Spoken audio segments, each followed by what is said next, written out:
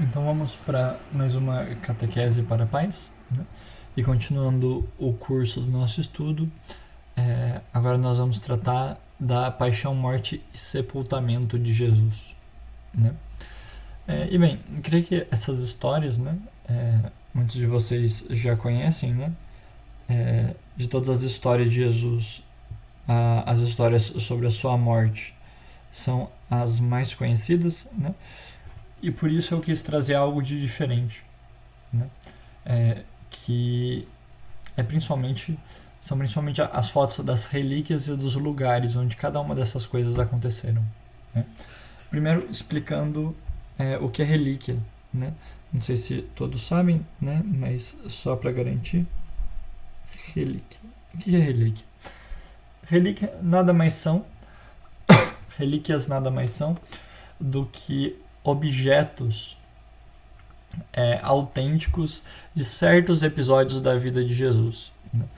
Então, por exemplo, a pedra onde Jesus estava quando foi elevado aos céus, né? Preservaram aquela pedra e hoje aquela pedra é uma relíquia, né? É um objeto sagrado porque teve alguma relação com a história de Jesus, né? Enfim, feito esse esclarecimento inicial, vamos à história, né? Onde é que começa a paixão de Jesus, né? A paixão de Jesus ela começa até na liturgia pelo Domingo de Ramos, né? Jesus estava fora de Jerusalém, estava chegando a festa da Páscoa e ele então vai a Jerusalém sabendo que ia sofrer, né? Pede para que os apóstolos pegassem um burrinho que encontrariam na frente da cidade, ele sobe e entra, né? E lá o povo o aclama como rei, né? Mesmo a despeito, né, da aceitação dele, o povo vai estendendo os mandos e o saudando com palmas, né? Na verdade, o Domingo de Ramos, né, a entrada de Jesus em Jerusalém, não é provavelmente parte da paixão, mas da Semana Santa, por assim dizer, né? A paixão mesmo, ela começa também na nossa liturgia por um evento que vem depois do Domingo de Ramos, né? Jesus ele entra em Jerusalém no começo da semana, por assim dizer, né? Na segunda-feira. Ele passa toda a semana lá pregando e quando chega na quinta-feira, ele faz uma coisa importantíssima que é a Santa Ceia, né? A Santa Ceia ela era um ritual judaico já prescrito, né? E que Jesus, como fazia todos os anos, ceia com os seus apóstolos, né? Só que durante a Santa Ceia, Jesus ele faz algumas coisas diferentes em relação ao ritual, né? O ritual da Santa Ceia ele prescrevia que aquelas pessoas ali reunidas, por meio daquele ritual, se lembrassem de um fato passado, né? Jesus, pelo contrário, ele conduz todo o rito da Santa Ceia, dizendo que aquilo significava não um fato passado, mas algo que viria a acontecer, né? Quando Jesus toma o cálice, né, e diz: esse é o cálice do meu sangue que será derramado por vós, pega o pão e diz: esse é o meu corpo que será entregue por vós, ele está se referindo a algo que ainda não aconteceu, mas vai acontecer, né? Jesus ali ainda não tinha padecido, né? E assim ele dá o real significado da Santa Ceia, né? E bem, o que houve de mais importante na Santa Ceia foi Jesus realmente pegando aquele pão, que era só um pão, e dizendo: isto é o meu corpo, pegando aquele vinho, que era só vinho, e dizendo: isto é o meu sangue, né? Naquele momento, o pão e o vinho de fato se tornam, não na aparência, que continua sendo a de pão e de vinho, mas na sua substância, o corpo e o sangue do próprio Jesus, né? E ali ele dá aos apóstolos o poder de fazer também, de realizar também aquele mistério, né? Depois do seu padecimento. E bem, até hoje nós temos o, o cálice, né, que Jesus utilizou na Santa Ceia, que deixa eu ver se consigo trazer. Consegui. É este daqui, né? Deixa eu dar um bom zoom aqui, né? que é o que ficou conhecido como o Santo Graal. Né? Aqui não dá para ver direito, eu vou circular aqui para vocês conseguirem ver. Ele está aqui, ó. Opa. Deixa um pouquinho mais grosso. Ele está aqui, né? Esse daqui é o formatozinho dele, né? Aí vocês vão dizer, nossa, mas aqui parece ser de ouro, né? Essa partezinha aqui. Já era assim? A resposta é que não, né? Esse cálice, principalmente parte do copo e da base é que são autênticos, né? Isso daqui foi posto depois. Né? Todas as relíquias, elas têm um pouco disso. Uma parte foi preservada e outra foi reconstruída. Né? Mas algo sempre é da relíquia original. Né? E esse é o cálice que foi de fato utilizado por Nosso Senhor, que está lá na Espanha, se bem me lembro, Valência. Né? E bem, depois da Quinta-feira Santa, né, da Santa Ceia, Jesus ele vai para o Horto das Oliveiras rezar. Né? E ali ele começa a transpirar sangue, né? E ele começa a rezar dizendo 3 vezes, né? Pai, se possível, afasta de mim esse cálice, mas que seja feita a vossa vontade e não a minha. Né? Ali ainda não tinham tomado Jesus, né? Até que de fato, em um certo momento, Judas chega, né? Beija Jesus, né? E atrás dele vem os guardas, que não sabiam ao certo quem era Jesus e que precisavam que Judas lhes indicasse, né? E Jesus, no momento em que é beijado por Judas, né, sabendo o que Judas fazia, diz: é com um beijo que traz o Filho do Homem. Né? E nesse momento, os soldados tomam Nosso Senhor e o prendem, né, e o levam até o Sinédrio. Daqui, o que é mais interessante é ver a imagem do Horto das Oliveiras. Olha só, nós temos o horto preservado até hoje, né? Não em todos os seus aspectos, né? Mas uma coisa que é interessante de notar é que essas oliveiras, vejam o tronco delas, que coisa curiosa, né? Ele é assim porque essas oliveiras são antiquíssimas, né? E algumas, inclusive, remontam à época de Jesus. Algumas dessas oliveiras estavam de fato ali, talvez eram árvores novas, quando Jesus ali rezou, né, pedindo para que o Pai lhe afastasse o cálice. Tem mais uma foto aqui do Horto das Oliveiras também. Essa é um pouco mais de dentro. Vejam só. De novo, né? Essa construção aqui já é tardia, né? E essa parte do horto é a mais preservada, né, em relação a como era na época de Jesus. Nós temos ainda uma foto de cima, né, que mostra o horto como um todo. Vejam só que interessante. Né? Aqui, essa igreja é uma igreja que foi construída depois, né, que é a igreja que relembra, né, dedicada a esse episódio de Nosso Senhor rezando no horto, né? E, bem, seguindo, só tirar tudo isso daqui de uma vez só. Aí. Então Jesus ele é levado pelos guardas, né, diante de Anás e Caifás, que eram os juízes da época. Eles convocam todo o sinédrio. Ali eles julgam Jesus, né? Consideram Jesus culpado, só que tem uma coisa. Segundo o direito romano daquela época, ninguém, a não ser Roma, poderia condenar alguém à morte. Né? E por isso, ainda que eles tivessem julgado Jesus culpado, eles não podem condenar Jesus oficialmente à morte. E por isso eles mantêm Jesus preso, esperam o amanhecer e levam Jesus diante de Pilatos, que de fato era o procurador romano que poderia condenar Jesus à morte. Né? Eles fazem uma pressão em Pilatos, né? Fazem o povo entrar e clamar pelo sangue de Jesus, né? E Pilatos, vendo que Jesus não era exatamente injusto, né? Ele tenta dar um jeito de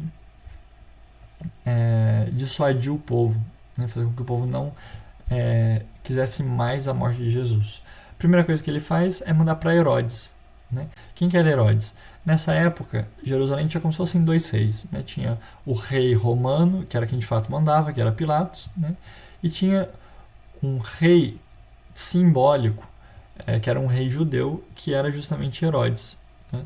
Roma, quando invadiu Israel, para que não ficasse tão bagunçadas as coisas, fez com que os descendentes do antigo rei, né, continuassem com um trono simbólico. Né? E por isso que Herodes é rei, entre aspas, de uma parte do território. Né? E Jesus é levado diante de Herodes. Herodes zomba de Jesus e diz: esse homem é louco, mas não é malfeitor. Né? Devolve a Pilatos. Não adianta, o povo continua pedindo o sangue de Jesus. Né? E Pilatos tem uma ideia genial. Ou melhor, sendo irônico, né? Uma ideia macabra. Né? Que não dá para entender muito bem como ele julgou que aquilo seria uma boa. Né? Para fazer com que o povo sentisse mais pena de Jesus, ele manda Jesus ser flagelado. Né? Em que consistia a flagelação? Eles pegavam o sujeito, né? Imagina um pilar, né? Imagina que a gente quebra esse pilar no meio, né? A gente quebra esse pilar no meio, vai ficar só uma coluna, né? Eles pegavam o condenado, amarravam as suas duas mãos a essa coluna, né? As costas ficavam totalmente expostas, né? Então vinham dois algozes, um de cada lado, né?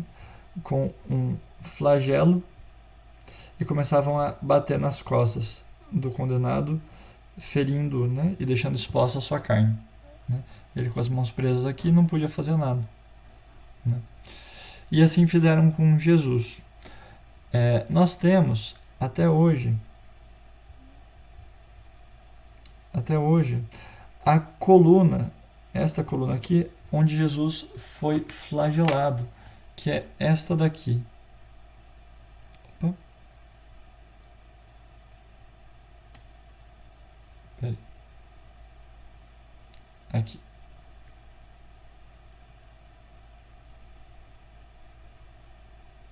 Aqui. Que é esta daqui. Ela está dentro de uma espécie de recipiente, né? De relicário que está envolvendo. Né? A coluna é essa parte aqui.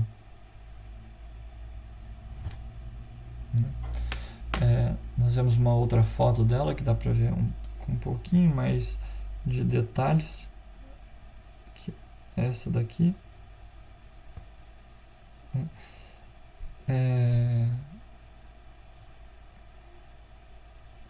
Outra coisa curiosa também é o modo como eram feitos os flagelos, né? Para quem já assistiu o filme da Paixão, do Mel Gibson, se lembra um pouco desses detalhes, né? O que eram os flagelos? Era uma correia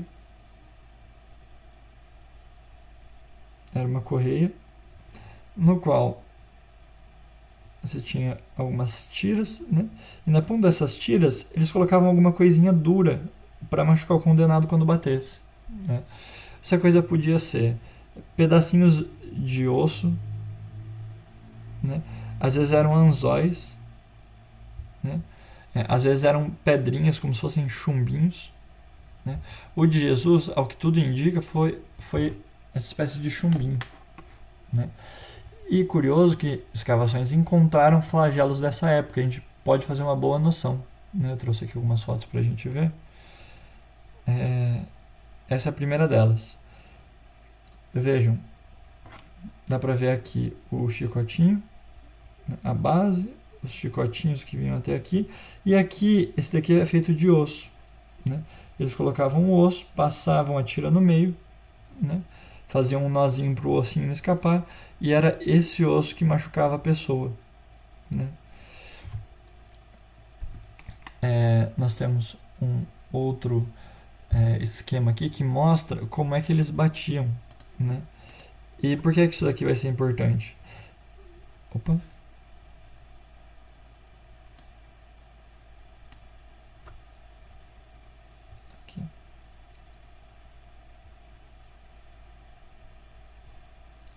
Aqui. Aqui. Eles amarravam o sujeito à coluna, né? E eles iam batendo, cada um de um lado, dessa forma aqui. Quem estava aqui batia de cima para baixo, né? Porque ele era mais alto que o condenado, que estava abaixado, né? E o outro batia do outro lado de tal forma que formavam essas marcas, né, no sujeito. E coisa muito curiosa, nós temos a relíquia do pano que envolveu Jesus, né, que inclusive, por um milagre da ressurreição, deixou as marcas do corpo de Jesus nesse pano, né? E um dos detalhes mais curiosos é que dá para ver certinho as marcas do flagelo no pano. E corresponde exatamente ao que nós esperaríamos de um homem flagelado, do modo como os romanos flagelavam, né? Eu vou pegar aqui para vocês verem. Pronto. É esse daqui. À esquerda nós temos só o flagelo, mas aqui nós temos um pedaço desse pano que é o santo sudário, né? E notem que coisa, a marca da ferida está formando exatamente como se fosse um halteres, né? Tem um ponto mais forte aqui, um chumbinho aqui, é o mais forte aqui, né? Aqui também ó, nós temos uma pontinha mais intensa, uma pontinha mais intensa e uma hastezinha, que correspondia a esse flagelo aqui, que tinha esse formato, com duas bolinhas ligadas por uma trave, né? Vamos ter mais que depois que vai dar para ver melhor também a direção das marcas, né, nas quais os soldados batiam em Jesus, né? E tudo bem, Jesus ele é flagelado, né? Depois de ser flagelado, ele é levado para os guardas, né, que estavam meio que ali assessorando, né? E esses guardas têm a ideia de fazer uma espécie de brincadeira macabra com Jesus, né? Eles pegam um manto de púrpura vermelho, né? Revestem Jesus com ele, né? E esse pano ele soltava fiapos, né? Que em contato com as feridas que Jesus tinha acabado de receber pela flagelação intensa que tinha sofrido, levava a uma ardência das feridas, né?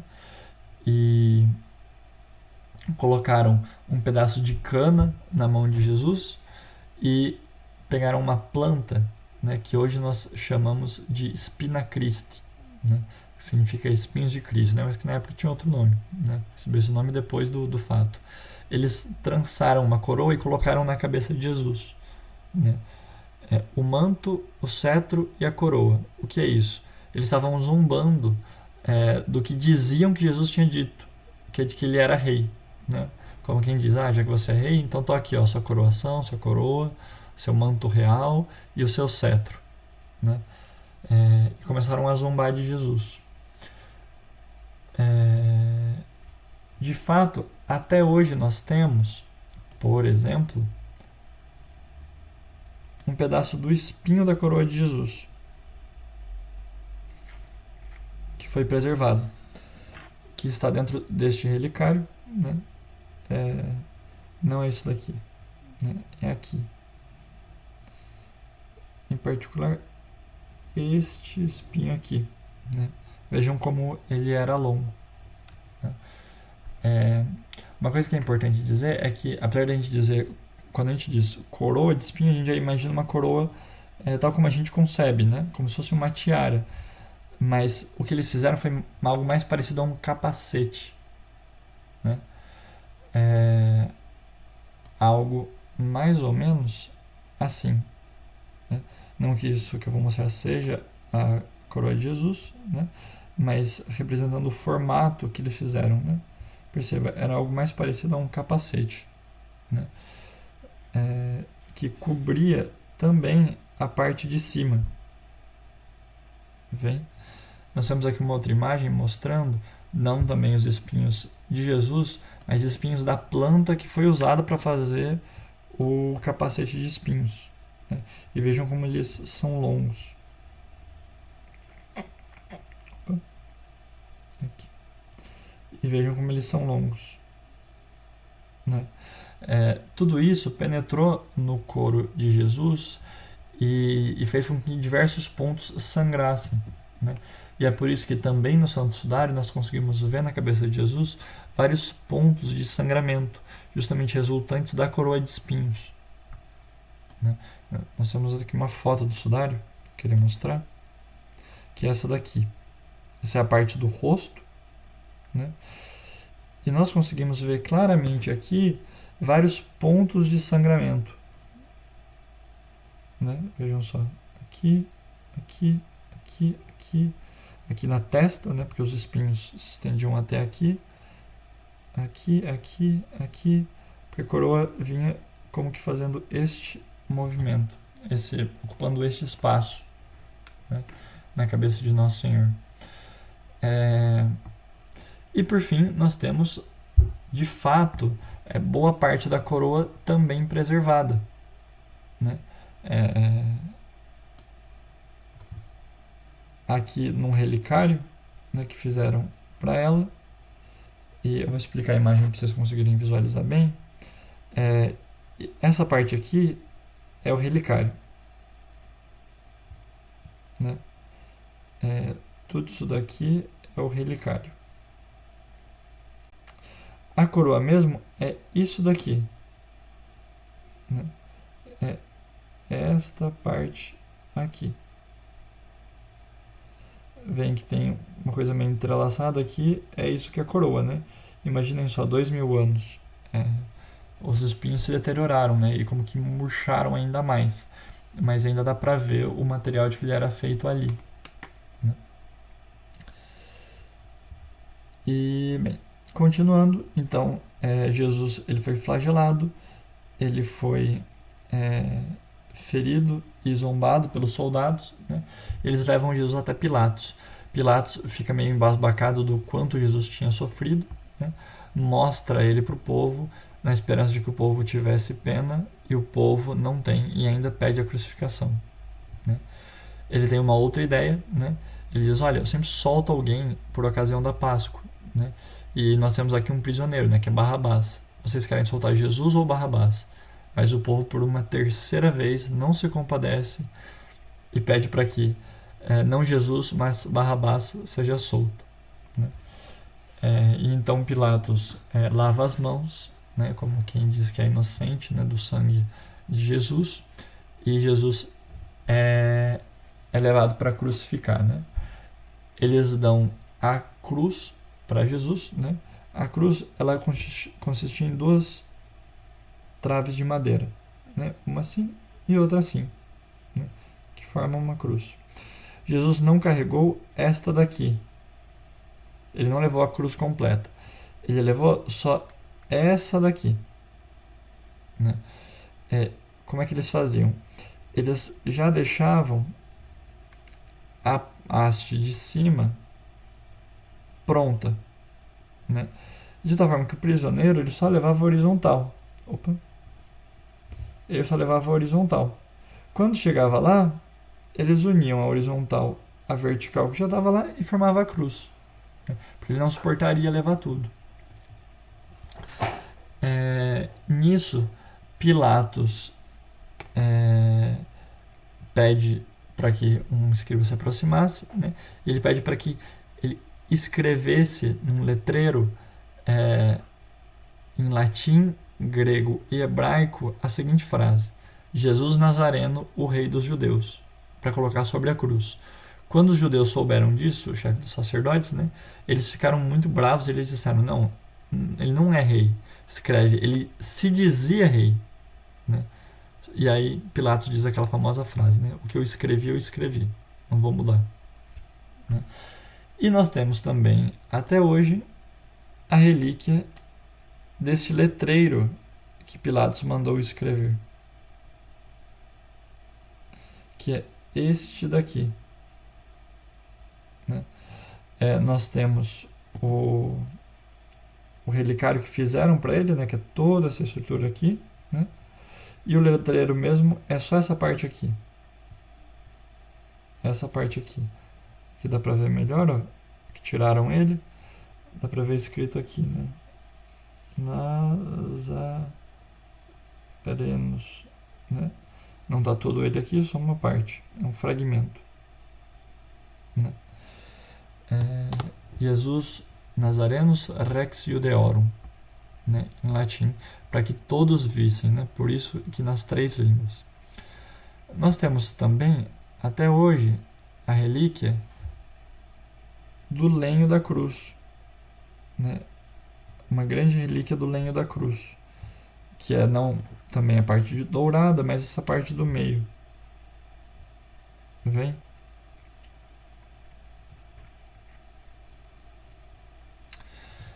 E por fim, né, Jesus ele então percorre todo um caminho desde Jerusalém, do pátio de Herodes, até o Monte Calvário, onde ele seria crucificado, né? E passa por diversas etapas, diversas partes da cidade, né? Nós reproduzimos esse caminho de Jesus numa devoção muito conhecida na igreja, que é a Via Sacra, né? E até hoje em Jerusalém, você tem em cada um dos lugares por onde Jesus passou um marco indicando-o, né? E toda sexta-feira tem Via Sacra lá, né? O cardeal responsável por Jerusalém conduz uma Via Sacra nos locais reais em que Jesus passou. Aqui é um desses lugares, né? Aqui, se vocês verem bem, está escrito Via Dolorosa, que significa caminho de dor, por onde Jesus passou. E aqui você tem um marco de metal indicando a qual estação da Via Sacra aquele lugar corresponde, né? Aqui no caso, você tem um 5 em romano, né? É a 5ª estação, né?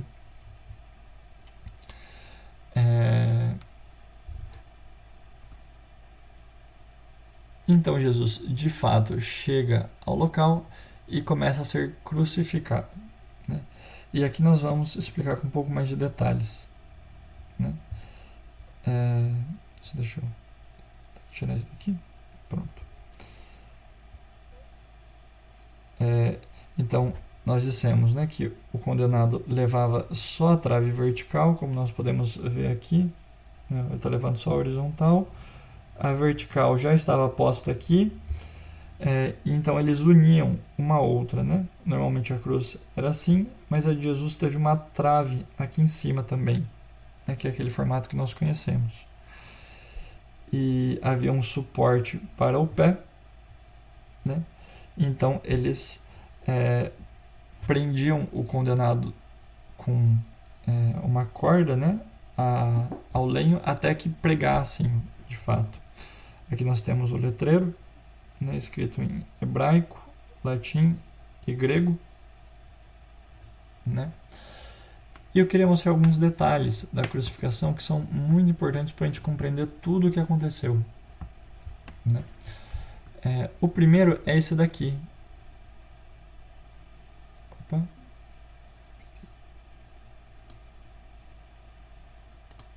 Tá.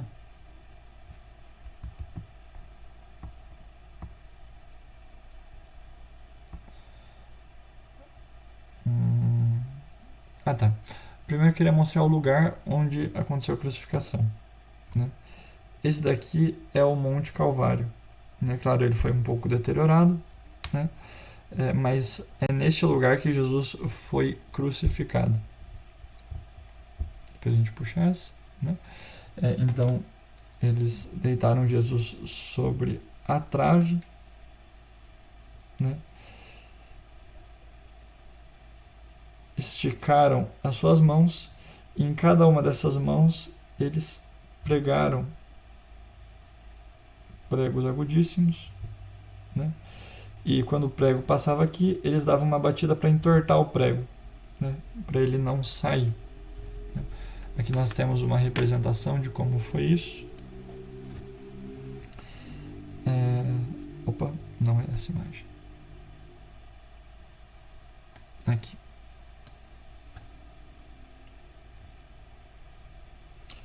O prego, então, ele era posto num espacinho que nós temos aqui na mão, que faz um caminho certinho para algo passar de cima para baixo, né? Que a anatomia tem até um nome certo, né? Mas é um buraquinho certinho que nós temos aqui na mão. E, portanto, o prego conseguiu passar sem quebrar nenhum osso de Jesus, né? E como os ossos, tinha muito osso aqui, o prego ficava travado aqui, ele não conseguia ir para nenhuma direção,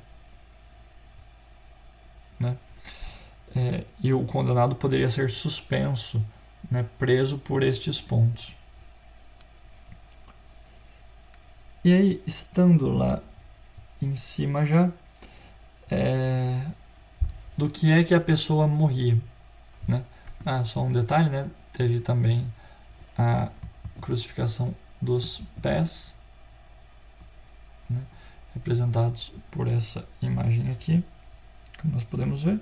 Mesma coisa, né? O pé tem um espacinho no qual eles acertavam, né? Nesse caso, entre o osso de 2 dedos, vejam cá, e tinha muito osso aqui, né? Então quando pendia para baixo, o pé não rasgava, né? Mas esses ossos sustentavam todo o corpo do condenado. E bem, a partir do momento que a pessoa ela era condenada, e assim Jesus, ela não morria por falta de sangue ou pelas feridas. Ela morria por algo muito diferente, que era asfixia, né? Por quê? Porque todo o peso do condenado pendia sobre o peito dele. E ele só tinha 2 opções, né? Como nós podemos ver nessa imagem. Ou ele se apoiava sobre o pé dele e se erguia para conseguir respirar. Só que uma hora ele ia cansar, e quando ele cansasse, o peso dele ia cair e ele ia parar de conseguir respirar, né? Que é o que está representado aqui, né? Ele caía e não conseguia mais respirar. Ia chegar uma hora que ele não ia mais aguentar, não ia mais ter força no pé para ficar se levantando, ia cair, ia morrer asfixiado, né? E bem, Jesus, sendo homem, sofreu justamente desse problema. Só que tem uma coisa, né? Jesus morreu porque ele quis, né? Ele próprio disse, né? Ninguém tem poder de tirar minha vida, sou eu mesmo que a dou, né? E ele de fato escolhe morrer como os condenados à cruz normalmente morriam. E a gente tem um sinal disso, de que ele morreu por asfixia, pela própria última palavra que ele diz ao Pai, que é: Pai, em tuas mãos eu entrego o meu espírito, né? Espírito é sopro, né? É como se ele tivesse dado o último sopro, o último suspiro ao Pai, né? Como quem já não consegue mais respirar, né? Claro, existe um significado muito maior do que o mero motivo da morte, né? Mas aí há um certo indicativo da própria razão pela qual Jesus morreu, né? A causa mortis dele. Nós temos até hoje também a relíquia do prego,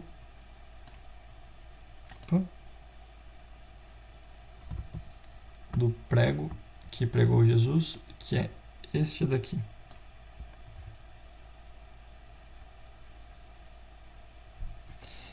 O da esquerda de baixo, né? É mais um relicário, né? Não é esse daqui.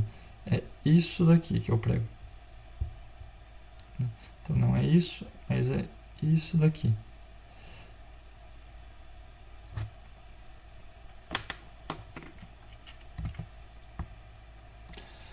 E também no Santo Sudário, o lençol que envolveu o corpo de Jesus, nós temos marcas de tudo isso que aconteceu, né?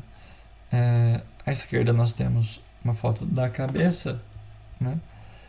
Não é isso que a gente quer ver agora. O que nos interessa é isso daqui. Aqui são as mãos de Jesus, né? As mãos cruzadas de Jesus. E aqui nós podemos ver algumas coisas interessantes, né? Primeiro, o sangue, a marca da mão, né? Aqui é uma chaga, a outra está aqui, né? Mas essa mão está cobrindo ela, não dá para ver direito. Percebam, o sangue está caindo para cá. E ele está caindo em duas direções. Por quê? Justamente por causa desse movimento que havia. Quando o condenado queria respirar, ele se apoiava e ele ficava num ângulo maior. Quando ele não aguentava mais, ele caía e o sangue ia escorrendo para duas direções diferentes. Né? Aqui nós também temos o sangue que escorreu pelo braço de Jesus. Né? E aqui, vejam essas marcas nesse sentido aqui. O que é isso? São justamente as marcas da flagelação. Que nós dissemos que elas iam, os guardas iam batendo aqui e aqui. Né? Ia fazendo esse formato. Né? Dá para ver tudo isso no sudário. Então Jesus, ele morre mais rápido do que os outros condenados, né? E eles querem apressar todo o processo porque a Páscoa está quase começando, né? E eles quebram então as pernas dos dois condenados, porque eles não iam conseguir mais se apoiar sobre elas e iam morrer asfixiado. Quando chegam em Jesus, ele já está morto, né? Mas só por precaução, eles perfuram o lado de Jesus e atingem o coração dele, né? E do coração dele, pelo lado, sai sangue e água, né? E o soldado, sobre quem cai este sangue e essa água, passa a crer, né? E também temos, até hoje, a lança.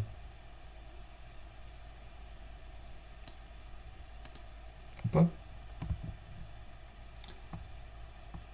A lança que perfurou o lado de Jesus, que é essa daqui.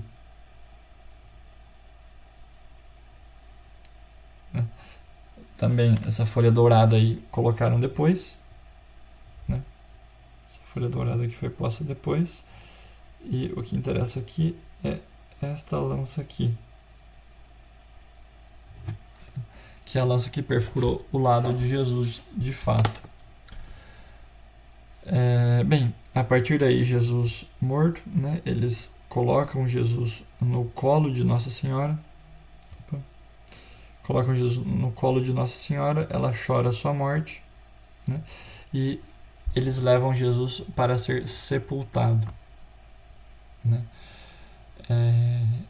Eles envolvem Jesus num lençol e o levam para ser sepultado. E para finalizar essa parte de mostrar coisas, né? Eu queria mostrar para vocês o lugar do Santo Sepulcro de Jesus, né? Que nós temos até hoje preservado na Terra Santa como o lugar mais importante, talvez, dentre todos os santos lugares, né? Que é este daqui. Esse é um pedaço da sepultura de Jesus, né? Nós temos outras fotos. Essa daqui está meio de lado, não dá para ver muito bem, né? Mas está aqui, né, o sepulcro de Jesus. Nós temos também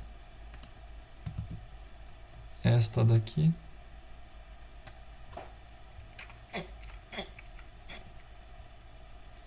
Sepulcro de Jesus, onde ele foi sepultado aqui, né? E por fim, queria mostrar o que é a relíquia mais importante de todas e que nós mencionamos em alguns momentos aqui, que é o pano que envolveu Jesus, que é o Santo Sudário. Por que essa relíquia é tão importante? Porque, bem, não é novidade para ninguém que Jesus ele não vai permanecer morto no sepulcro, mas ele vai ressuscitar. E quando Jesus ressuscita, ele imprime a própria imagem nesse sudário. E nós temos o sudário com a imagem até hoje. Vejam que coisa impressionante.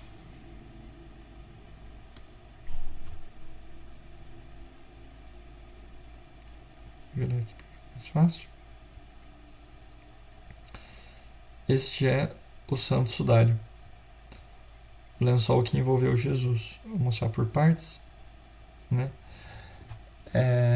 Aqui nós temos tanto a imagem da frente quanto a de trás, mas aqui eu só estou mostrando a da frente, né? Aqui a gente consegue ver o rosto de Jesus, aqui o tronco, um braço assim, um braço assim. Opa.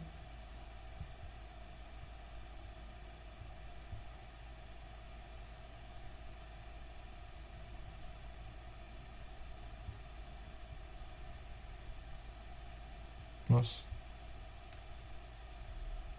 Tô conseguindo selecionar.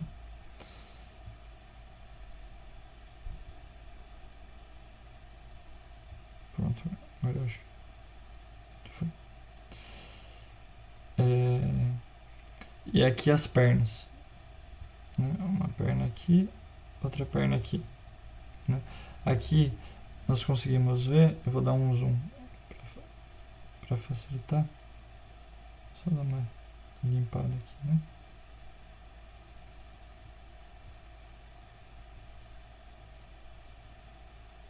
Pronto. Puxar novamente a imagem aqui. Pronto.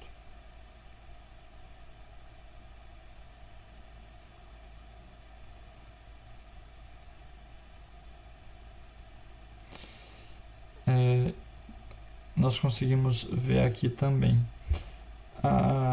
aquelas feridinhas, né, da coroa de espinhos aqui em cima. Nós conseguimos ver aqui do lado a ferida do lado, né? Aqui não dá para ver nessa imagem, mas dá para ver também o buraco das chagas, né?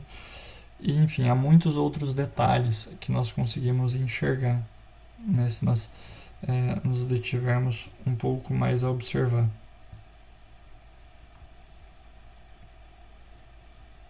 Como é que estou tentando tirar essa imagem aqui? Tá meio difícil. Agora vai. Pronto. E queria mostrar uma imagem dele também no relicário que o está guardando até hoje, né? Que é esse daqui. Este é ele, né? Aquela imagem tinha sido melhorada, né, para a gente conseguir ver melhor o rosto de Jesus ali, mas esse é o original, né? Vejam, dá para ver ainda, né, só que com mais dificuldade. Aqui está o rosto, aqui está os braços, aqui a perna e aqui a parte de costas, né? Ele está como que dividido, aqui a cabeça, as costas, perna, o braço aqui e assim vai. E bem, essa foi a paixão, morte e sepultamento de Jesus, né? Porque tudo isso é importante para nós, né? Não é só uma história, né? Mas Jesus ele foi crucificado pela nossa redenção, né? A gente pode, apalpando a coisa com mais detalhes, ver o quanto nosso Senhor sofreu, né? E ele não simplesmente sofreu, mas ele sofreu como Cordeiro Pascal. O que isso significa? Naquela época, na Páscoa dos judeus, eles matavam o cordeiro e o ofereciam a Deus. E como é que eles matavam esse cordeiro? Eles colocavam esse cordeiro num poste, né? Amarravam ele num poste, matava ele e despejava o sangue dele sobre o altar, né?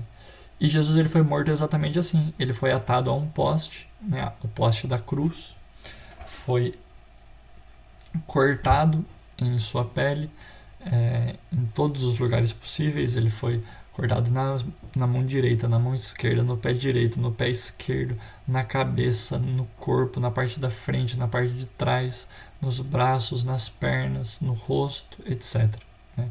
O sudário é a prova disso. Ele sofreu em seu corpo todo, né? Como um cordeiro, né, que devia ser imolado a Deus e foi posto sobre o altar da cruz, e ali, como o sacerdote levantava o cordeiro para oferecer a Deus, a cruz foi levantada com o corpo de Jesus para oferecê-lo a Deus. E oferecê-lo a Deus pelo quê? Né? Pelos nossos pecados. Por que Jesus teve de sofrer tudo isso? Porque nós merecíamos estar sofrendo tudo isso. Pelo mal infinito que nós fazemos quando nós ofendemos o bem infinito que é Deus. E Jesus, ele como que é punido no nosso lugar, né? Para nos salvar. E para além disso, também para mostrar para nós o quanto ele nos ama, né? Por que o coração de Jesus precisou ser aberto pela lança, né? Até puxar aqui para a gente ter bem a concretude do que é a lança que abriu o coração de Jesus.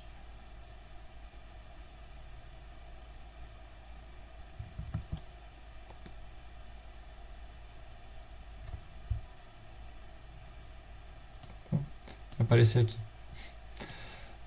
Por que Jesus precisou ser ferido por essa lança? Para que nós conseguíssemos ver o que há no coração dele. Né? O coração dele, ele literalmente abriu o coração para nós. Né? E bem, agora é nosso dever, né? Meditando nisso, né? Amá-lo de volta, né? Como diz aquele hino, né? Como nós poderíamos viver um amor tão grande e não re-amá-lo, né? E não amá-lo de volta, né? E assim é o único jeito que a gente consegue pagar tudo que Nosso Senhor fez por nós, né? Ele mesmo diz, né, que ninguém tem maior amor do que aquele que dá a vida pelos irmãos. E ele não apenas deu a vida por nós, como a deu de forma violenta até a morte e morte de cruz. Por isso, né, quando a gente se sente sozinho e sente que ninguém nos ama, né, a gente tem que lembrar da cruz, né, porque é Nosso Senhor dizendo, né, você não apenas tem alguém que te ama, como alguém que te ama até os extremos mais violentos e do modo mais livre possível, porque ele não precisava ter sofrido nada disso, né? Não existe uma pessoa no mundo que depois da crucificação possa dizer que nunca foi amada ao extremo por alguém, né? Porque o foi. Por quem? Por Nosso Senhor Jesus Cristo, né? Só que existem aquelas pessoas que colaboram, que cooperam e que aceitam esse amor, e aqueles que desprezam, né? E bem, rezemos para que nós estejamos entre aqueles que não desprezam, né? Mas que pagam o amor que Nosso Senhor teve por nós ao se imolar com o mesmo amor.